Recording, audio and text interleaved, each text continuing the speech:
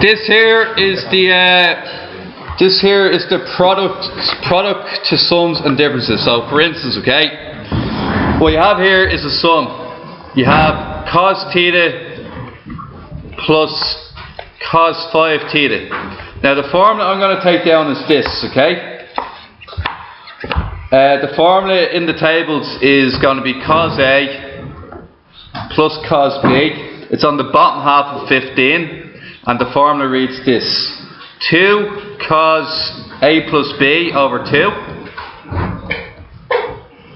cos A minus B all over 2. So what you do next is this: A is theta, B is 5 theta. Therefore the answer is going to be 2 cos A plus B is going to be 6 theta over 2. A minus B cos theta minus 5 theta minus 4 theta over 2. Now guys, careful with this, alright? There's a little trick here already. 2 cos 3 theta cos bracket minus 4 theta. On page 13. Oh, sorry, minus 2 theta, you're right. Minus 2 theta. On page 13, there's a rule. The rule says this: cos of a minus angle equals cos of that angle. The reason for this is, when you do a minus angle, guys, now let's say I have a positive angle. Yeah, see that positive angle there? What quadrant is it in? All. If I turn that into a negative angle of the same amount, what quadrant is it in now? C. That's why cos of a negative angle is still same as the cos of that angle, because a negative angle in that quadrant is in the C quadrant. Okay, don't think too much about it, just follow the rules. So this means that it's equal to 2 cos 3 theta cos 2 theta. That's your answer. Because that's the rule, it's in page 13. Cos of a negative angle equals cos of that angle.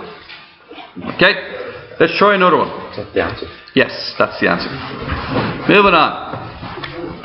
Shh. Okay guys, I'm going to try this one here. Number 9. Second hardest one. Sine 2 theta. Sine 2 theta minus sine 8 theta. Now guys, here's the problem here. Okay? Problem is, we got to find out what the formula sine A minus sine B is. Sine A minus sine B is the formula. Once again, on page 15, you're going to have 2 cos A plus B over 2 sine A minus B all over 2. What we get here is this, guys. A is 2 theta and B is 8 theta. 2 cos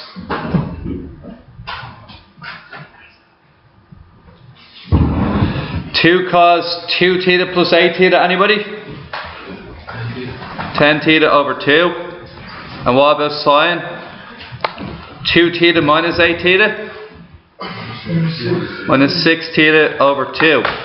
Our answer is going to be 2 cos 5 theta sine minus 3 theta. Once again, go back to page 13 and it tells you what sine of a negative angle is. It says sine minus A equals minus sine A.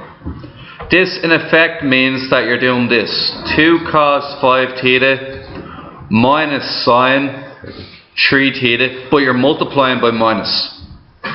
So the minus and the 2 go together and you get minus 2 cos 5 theta sine 3 theta. Is that alright?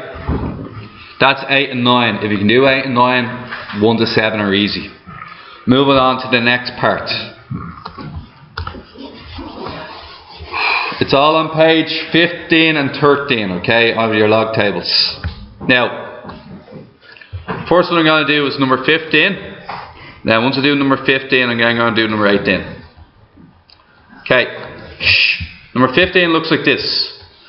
2 cos 7 theta sine 6 theta. It wants me to go backwards. It wants me to write as a sum or a difference. So it wants me to turn it into one of these. Okay? So what I'm going to do is this. Look up your formula. 2 cos A sine B. I'm going to find it in page 15. Cos A sine B. And here's what it tells me to do. It tells me to do sine A plus B. Sine A plus B minus sine A minus B. That's what it's telling me to do. Okay? Now that I've done this, what I can next say is this. That's A, that's B. Then I'm going to get sine A plus B. What's 7 theta plus 6 theta? 13 theta. And finally, what's sine A minus B? So it's going to be 7 theta minus 6 theta. And that's your answer. Sine 13 theta minus sine theta. That's it. It's not too difficult, okay? Now, the really tough one, the only real big trick they can ask you is something like this. They're going to ask me, what is cos 3A sine A? Now, the trick problem is here is this. I'm looking for cos A, cos B. And this is the nearest form that I can get to it. It's a cos A sine B. And it's cos A sine B, so it's going to be sine A plus B minus sine A minus B. Look at that. What's the key difference? The presence of the 2. Now, if I put a 2 here, what must I do on the outside? You can't just multiply something by 2, because then it's twice its original value.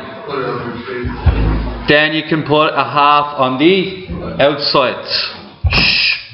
Lads, treat this question on its own.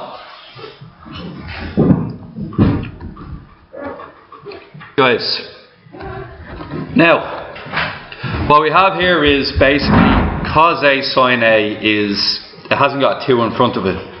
All these formulas in your tables, they all have a 2 in front of it. I'm going to put a 2 in front of it, but to put the 2 in front of it, I need to put the half in front of that again. So this means that it's going to be equal to a half this formula here. Now A is going to be 3A and B is going to be A. So what we get here is a half. Now what's sine A plus B, guys? It's going to be 3A plus A, which is 4A, minus sine 3A minus A, 2A. Okay, so that's our answer there. It's a half sine 4A minus sine 2A. And that's it done, okay? So, guys, if you can do, starting now, I want you to do the odd numbers all the way down. Now, obviously you have a test tonight. I'm not asking you to do it tonight. I'm asking you to do it after your test tomorrow night.